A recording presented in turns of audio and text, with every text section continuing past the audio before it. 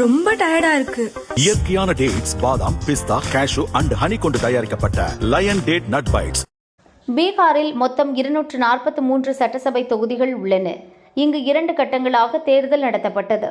6ஆம் தேதி 121 தொகுதிகளிலும் 11ஆம் தேதியான இன்று 122 தொகுதிகளிலும் ஓட்டுப்பதிவு நடந்தது.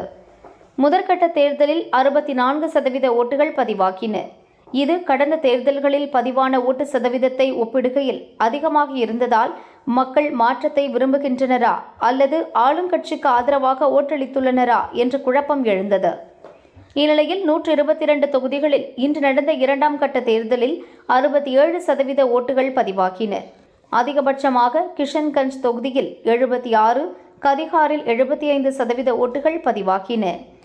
குறைந்தபட்சமாக நவாடாவில் 57% ஓட்டுகள் பதிவாகின.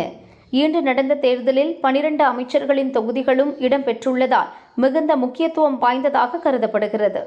2 கட்ட ஓட்டுப்பதிவிலும் சேர்த்து சராசரியாக 65% ஓட்டுகள் பதிவாகியிருப்பது பீகார் மக்களிடையே பெரும் எதிர்பார்ப்பை ஏற்படுத்தியுள்ளது. பாஜ, ஐக்கிய ஜனதாதளம் தலைமையிலான தேஜ கூட்டணி ஆட்சிக்கு மக்கள் அளித்துள்ள ஆதரவா அல்லது ஆர்ஜேடி, காங்கிரஸ் தலைமையிலான இண்டி கூட்டணி ஆட்சி அமைக்க வாய்ப்பளித்துள்ளனரா என்ற குழப்பம் எழுந்துள்ளது. வாக்கு சதவீதம் அதிகரித்துள்ளதால் அரசியல் கட்சி தலைவர்களும் திக் மனநிலையில் உள்ளனர். 14ஆம் தேதி ஓட்டுகள் எண்ணப்பட்டு அன்றே முடிவுகள் வெளியாக உள்ளன.